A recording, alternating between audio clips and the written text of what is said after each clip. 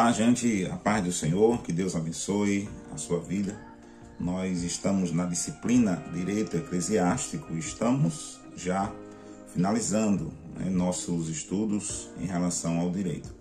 E em relação ao direito, no que tange à igreja, o papel do pastor, o papel da igreja em si, da família cristã que conhece a palavra de Deus. E hoje eu quero falar aqui sobre a fé e a educação.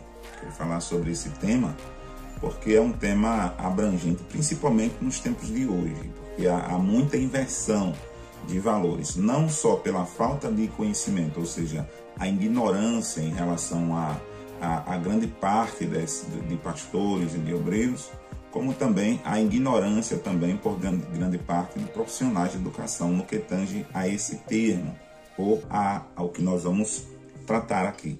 A educação, na verdade, quando se fala em educação, nós não estamos falando da escola propriamente dito. A educação ela é muito mais ampla do que a escola. Até porque na própria Lei de Diretrizes e Bases da Educação, que é a Lei 9.394, de 20 de dezembro de 1996, ela vai dizer que a educação abrange os processos formativos que se desenvolvem na vida familiar, na convivência humana, ou seja, nos relacionamentos entre as pessoas, no trabalho, nas instituições de ensino e pesquisa, que é no caso a escola, nos movimentos sociais, nas organizações da sociedade civil e nas manifestações culturais, ou seja, a educação ela se desenvolve em todo o âmbito da sociedade, enquanto quando você já está em relacionamento com pessoas, quando você está em alguma instituição, seja ela religiosa, seja ela cultural, seja ela escolar, quando você está envolvido em uma sociedade, ali está a educação em pauta. E ela é uma obrigação agora, quando se trata de dever. O que eu estava falando ali era sobre o artigo 1 da LDB, mas o artigo 2 da LDB vai dizer que a educação é dever da família, ou seja, é uma obrigação da família educar, formar caráter, e é também um dever do Estado, E ela é inspirada nos princípios da liberdade, nos ideais da solidariedade humana, e ela tem por finalidade o pleno desenvolvimento do cidadão, ou seja, da criança, do educando, seu preparo para a vida na cidadania, para que ele seja uma pessoa melhor na cidadania, e sua qualificação para o trabalho. No que tange a moralidade, no que tange ao seu preparo para a cidadania, seu preparo para ser uma pessoa melhor na sociedade, ou no que tange ao caráter e à moralidade, esse é dever da família. É a família que fica com essa parte. E no que tange a preparação para o trabalho, no que tange a sua capacitação, a sua formação como profissional, aí compete então agora a família e a escola. Aquela frase que diz, não, a família educa e a escola forma, que as pessoas usam, não, a família que educa e a escola forma. Essa frase ela não tem nexo com a lei, ela não tem nexo com a verdade nem com o direito, ela tem nexo com falar as falatórias das pessoas. O dever de preparar a pessoa para o mercado de trabalho, ele é da escola que forma juntamente com a família, ou seja, não é só a escola, é a escola e a família que prepara o cidadão para o exercício no trabalho. Então a gente vê que a educação ela é um processo formativo que se desenvolve, na verdade, em todos os âmbitos da sociedade, ela é muito global, ela não está presa à escola e nem também está presa à família. Ela se desenvolve em todos os âmbitos da sociedade. E os princípios no que tange a escola é regida por 13 princípios, que ali é regido pela LDB. No instante a gente vai chegar a uma conclusão do que eu estou falando aqui. Quais são os princípios que regem a Lei de Diretrizes e Bases da Educação, no que tange ao direito, né? A igualdade de condições para o acesso e permanência na escola é o primeiro. Liberdade de aprender, de ensinar, de pesquisar e de divulgar o pensamento, a cultura, a arte e o saber. Isso fala ali dessa liberdade de aprender, da liberdade de ensinar. o pluralismo de ideias e de concepções pedagógicas, ou seja, estamos falando aqui da liberdade de cátedra, a liberdade que é dada ao professor de ensinar, a liberdade que é dada ao aluno para que ele seja um protagonista do saber, para que esse aluno seja um pesquisador nato, para que ele não fique preso somente ao que o professor está falando. O aluno ele tem a autonomia de aprender por si só, sem depender do professor. Isso que fala ali nos moldes da escola construtivista. O quarto princípio que rege a educação é o respeito à liberdade e apreço à tolerância, ou seja, eu sou livre e eu preciso exercer também a minha liberdade e respeitar a liberdade do outro, e preciso também, como aluno, como profissional, ser tolerante às pessoas. A coexistência de instituições públicas e privadas de ensino, a gratuidade do ensino público em estabelecimentos oficiais, por exemplo, no Exército. Digamos que tem alguém que está internado lá e a pessoa não pode estar na escola. Ela tem direito a receber a visita de um professor para estar passando o conteúdo, ela tem o direito a estudar gratuitamente lá no hospital onde ela estiver. Valorização do profissional da educação, que é a valorização do professor, um pagamento digno, que justamente é o que a gente dificilmente vê, né? Principalmente quando o professor é contratado. Se ele é concursado, ainda é valorizado. Se não é concursado, é contratado, recebe um cargo comissionado ali, ele é pisado, então não há essa valorização, mas a lei ela intitula ali a valorização do profissional. Gestão democrática do ensino público na forma desta lei e na legislação do sistema de ensino.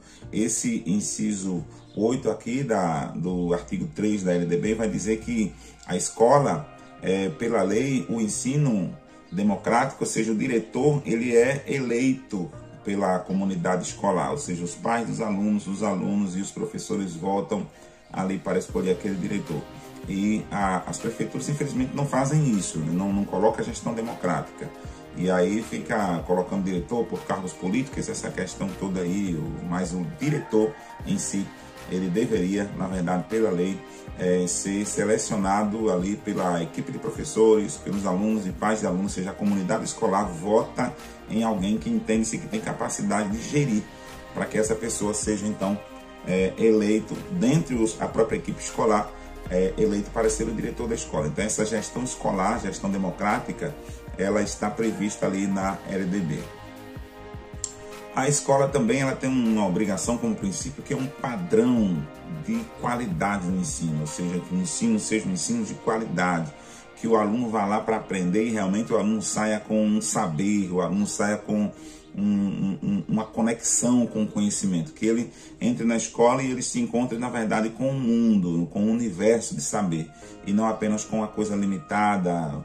Muitas das vezes a gente vê professores chegando na sala de aula simplesmente como um operário de produção. Não, eu tenho que dar na minha aula e chegar lá para produzir. Não, toma aí, se aprendeu, aprendeu, se não aprendeu, não aprendeu.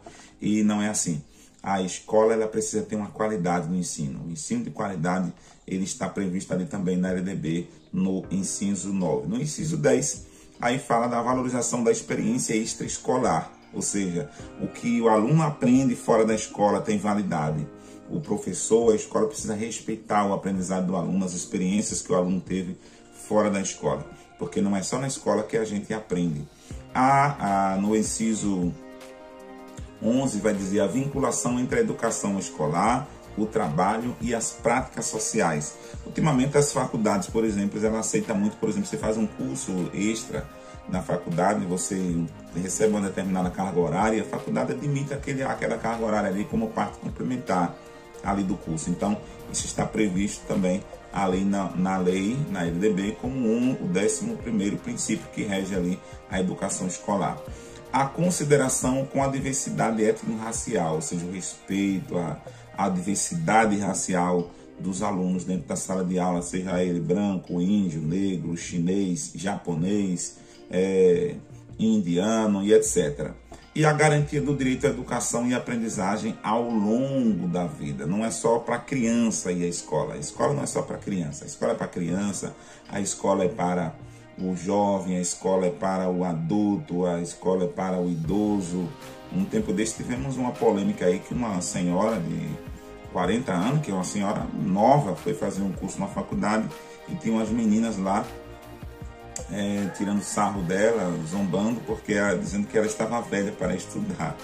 E isso a gente entende que é coisa de menino, coisa de comportamento infantil, porque não existe idade determinada para se estudar ou para se aprender. Enquanto você respira, você pode aprender. Professor, mas eu posso já aos 80 anos voltar à escola? Com 80 anos? Pode, você pode voltar à escola com 80 anos, você conclui com 85. Então, pode sim. Mas o que é que eu vou fazer na escola com 80 anos? Você vai aprender. Não é ruim aprender, é sempre bom aprender. Então, a gente pode, o que eu quero dizer com isso? Que a garantia do direito à educação e à aprendizagem ao longo da vida quer dizer que você vai aprender o tempo todo. Mas tratando-se aqui ao nosso discurso, nossa reflexão sobre a educação, eu quero trazer então aqui para você essa ideia que a educação, ela na verdade, ela se desenvolve ao longo da vida, ela se desenvolve em todos os âmbitos sociais, e dentro da questão dos âmbitos sociais, a igreja, ela não pode ficar de fora da educação. A igreja tem um papel muito grande na formação, na preparação do cidadão, na capacitação, inclusive, desse cidadão para o mundo, para o mercado e para as práticas sociais. A igreja, ela é fundamental. A educação, ela não pode ser produzida longe da fé, ou seja, a religião, ela é de suma importância para a construção do cidadão. Aqui no artigo 33 da LDB vai dizer o seguinte: o ensino religioso, ou seja, o ensino da religião sobre a fé, vírgula, de matrícula facultativa, o aluno participa se ele quiser. Aí agora diz, é parte integrante da formação básica do cidadão e constitui disciplina dos horários normais da escola pública de ensino fundamental, ou seja, é parte integrante na construção, na formação do cidadão, e ela está ali inclusa nos horários normais de ensino da escola, vírgula, assegurado o respeito à diversidade cultural e religiosa do Brasil, vedadas quaisquer formas de proselitismo, ou seja, assegurado a diversidade cultural e religiosa do Brasil. No Brasil nós temos assembleanos, nós temos católicos, nós temos espíritas, nós temos candomblecistas, nós temos testemunhos de Jeová, nós temos presbiterianos, nós temos uma diversidade muito grande de religiões dentro do nosso território brasileiro. E a própria Constituição, ela diz no artigo 5, inciso 6, que é inviolável a liberdade de consciência e de crença religiosa. Aí diz ainda depois que é assegurado o livre exercício dos cultos, das manifestações religiosas e garantidas na forma da lei a proteção aos ambientes de culto e às suas liturgias. Mas na primeira parte desse inciso, do inciso 6 do artigo 5 da Constituição Federal, que vai dizer que é assegurado a liberdade de consciência e de crença do cidadão. Então, a LDB, ela vai dizer que a disciplina de religião, ela está ali composta como componente da escola, dentro da grade curricular, nos horários normais da escola. A aula de religião, ela contribui positivamente para a construção do cidadão, para o exercício da cidadania, mas o professor, a escola precisa respeitar essa liberdade de consciência e de crença, e é vedado, ou seja, é proibido qualquer forma de proselitismo. Então, já que existem várias religiões ali, vários alunos de várias igrejas diferentes, o que é que a escola deve fazer em relação a isso? Ela vai dizer o seguinte, que o sistema de ensino, a escola, ouvirá uma entidade civil constituída pelas diferentes denominações religiosas para a definição dos conteúdos do ensino religioso. Então, a própria lei vai dizer que é uma estratégia. A escola faz o quê? Não, quantos alunos eu tenho aqui? Eu tenho aqui testemunho de Jeová, eu tenho batistas, eu tenho assembleanos, eu tenho adventistas que guardam sábado, eu tenho católicos, eu tenho espíritas, eu tenho umbandista. Então, o que é que eu vou fazer então agora nessa aula? Porque eu não posso fazer proselitismo, falar de uma nem falar de outra. Então, a escola pode fazer uma reunião, ou seja, tanto uma reunião presencial ou online, ou pode criar uma espécie de proposta onde as diferentes religiões podem descrever ali, os pastores das igrejas, os líderes das igrejas, descrever o que se fala na aula de religião, e ali o professor pega o eixo central. O que é o eixo central? O que une todas as religiões. E ali trazer esse eixo central para um debate em sala de aula e construir ali o seu currículo. Porque ele não vai estar puxando a sardinha nem para um lado nem para o outro. E a igreja também, os líderes não serão constrangidos em relação a determinados assuntos. Mas quando, por exemplo, a escola não faz isso e vai passar uma aula sobre um determinado tema que o aluno, o discípulo, alguém, digamos que é um filho seu, que é um obreiro ali da sua igreja, ou alguém que faz parte da sua igreja, diz, olha, por motivos de religião, por motivos de fé, de crença, por motivos de liberdade, ou então a criança simplesmente diz, olha, não vou assistir essa aula não. Como acontece quando às vezes vai passar uma aula sobre a Umbanda, por exemplo, sobre o Candomblé, sobre o Xangô, e aí a criança é da igreja evangélica diz, não vou participar não dessa aula. E de repente a escola, não, você tem que participar porque a aula de religião está dentro do currículo, é uma aula normal, religião reprova. O que fazer então? Qual o entendimento? O entendimento está previsto no artigo 33. Primeiramente que é facultativo. O aluno participa se ele quiser, ele não é obrigado a participar. Segundo que é vedada qualquer forma de proselitismo. A lei garante que a escola não pode puxar sardinha para religião nenhuma. A pessoa tem que ser livre. Essa liberdade está na Constituição, no artigo 5, inciso 6. Essa liberdade está no artigo 18 da Carta dos Direitos Humanos. A BNCC, que é a Base Nacional Comum Curricular, que é um documento oficial do governo, que norteia as práticas pedagógicas das escolas. Ela vai dizer que, no que tange a religião, a aula de religião, o professor deve respeitar essa liberdade do aluno, e para que tenha algo mais contundente e uma aula bem sucedida, ele precisa ministrar as suas aulas dentro da realidade vivida pelos alunos, ou seja, o que é que eu vou trazer dentro da aula de religião? Sobre a moralidade de Deus, atributos de Deus, os atos de Cristo.